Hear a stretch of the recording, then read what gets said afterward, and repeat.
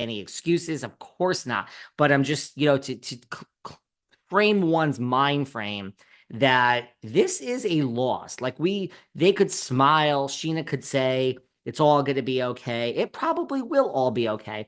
But you, Katie, you've lost your job. Other than Ariana, and even Ariana, years and years from now, she should just save all her money. But other than her and LVP, what is the plan? What is the 5-year plan? So I'm sure you got to take that into consideration. Again, I'm not saying that as an excuse. I'm just going to like his mental mind state.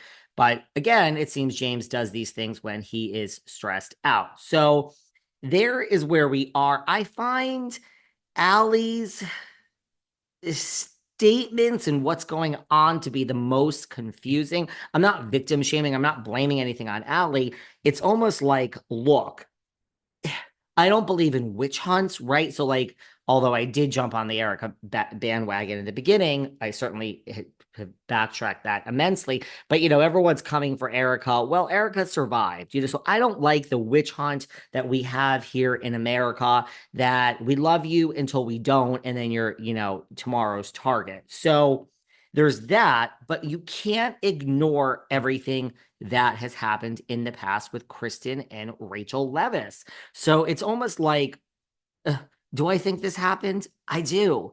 I do. I mean, hello. Do I think, we're not going to say someone was picked up. It's in a police report. It's obviously talking about Allie. I'm still not at the part that really confuses me yet. So now we look at these past statements before we get into Allie's confusing statements and behavior. This is the third time to me. It's Doute. It's like 3 strikes and you're out. It's Doute, it's Leviss, and now it's Allie. Doute posted Kristen, the queen, and she just posted, quote, finally. So she posted that. And yeah, let's not forget that when James split from Kristen on the show, granted, we also saw Kristen slap James in the face on the driveway, but, James spit on her door. So he obviously has this tension. I think for Kristen to say these things and allude these things, it is very interesting. Rachel, excuse me, even said this. I don't know if it was on her podcast or she said it in a statement since, but like she said this, and I don't necessarily disagree. Rachel's pointing to the fact that the network knows it, and her lawyers are saying this, and they're even pointing to the fact that the Valley is kind of a consolation prize to shut Kristen up about what she knows. I don't know about all that, and we'll get into that in a second. It is interesting to me that these things Kristen says finally break your silence, Kristen. Like a lot probably did happen. And I want to know what really happened when Kristen and James were together. Just to say finally, even before the Valley, Kristen has been like a very loyal soldier to the network.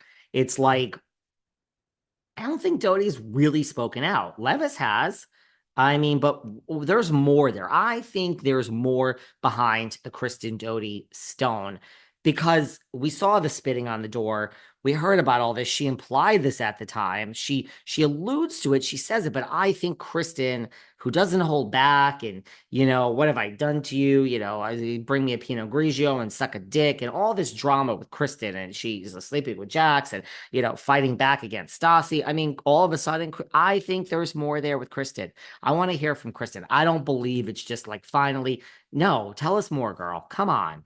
And are you trying to protect your job at the network? And I almost understand that now, Doute, but you were off the network and you were fired. Why didn't you speak? Why didn't you speak? It helps people to speak out. So I just think there's more there, but Doute posted finally. Rachel Leviss has spoken out and pointed to an episode of her podcast, Bad at Love. Shout out to Juliet Harris, her publicist. I loved my Juliet. Great publicist. She probably put that out there. Direct them back to the podcast, Juliet. You go, girl. Why not? No shade there.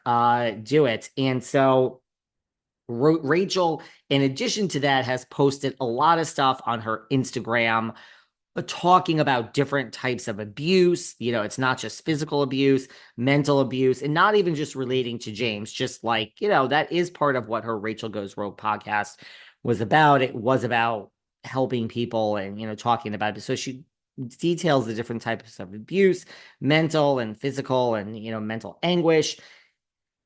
And she has made a statement. Rachel's statement says, the amount of times I convinced myself that the abuse I endured by James Kennedy Garogio, I mean, it's serious when we're using the real last name. Garogio was a misunderstanding. Oh, the amount of times I convinced myself that the abuse I endured by James Kennedy Garogio was a misunderstanding is sickening. Perhaps more disturbing was Rachel. Okay, we are aware. This is what Rachel's lawyers say. So she said it's sickening the amount of times I've suffered abuse at his hands. And I convinced myself, that it was a misunderstanding. Her lawyers are saying we're aware of James Kennedy's recent arrest for domestic violence. The news is unfortunately not surprising. Rachel's lawsuit describes insignificant detail in Mr. Kennedy's long history of erratic violent behavior and substance abuse. Rachel's counsel concluded. Just as troubling, however, is that NBC and Evolution, who have known about Mr. Kennedy's troubling behavior all along, have been engaged in a multi-year cover-up on his behalf. They too bear responsibility. I feel that is the smoking gun. That is so, I don't know much more, but it's so interesting to me that, yeah, I mean, this has been out there? Has NBC been covering up for James because it's James? And how deep does that go? Again, I said this on the show this morning. Listen to my show this morning. We had Dave Neal on from the Rush Hour podcast with Dave Neal. We touched upon this, but to me, it's like, could you imagine if they were filming? I mean, they were going to film Vanderpump Rules right now, season 12 with the OGs. They were going to have the 3 weeks with the OGs, and they were going to spin it off. And I'm using OG very loosely. Could you imagine if they were filming Vanderpump Rules now? Could you imagine, like, what would they do? I mean, they would stop production. They would pretend this didn't happen. Would they have had a show? Would they have had our 3 weeks is now 6 weeks? Would Lala and Sheeta secretly have been like, wow, we're secretly happy like we were with, oh, it's so shocking to say, isn't it? Like, we're all human beings. Imagine if they were filming, like, would they say, holy shit, we have something else here under the stone?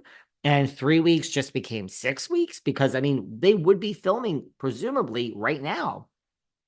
If they weren't filming, would they then say, well, James can't be a part of the next season? Like, he is canceled now? I mean, this is pretty significant. I think that is interesting. If they were filming, I think they would have turned 3 weeks into much more. And if they weren't filming, I think James would have lost his job and wouldn't have been coming back, I think. So I find that interesting. Has Evolution seen things? I mean, I don't see how you could not. Then again, there's the rumor they knew about Scandal. So I think that's interesting. Of course, Rachel's lawyers are saying that. They're going to use that. Rachel also talked about a lot of this when she was on Bethany's podcast, our good friend Bethany Frankel.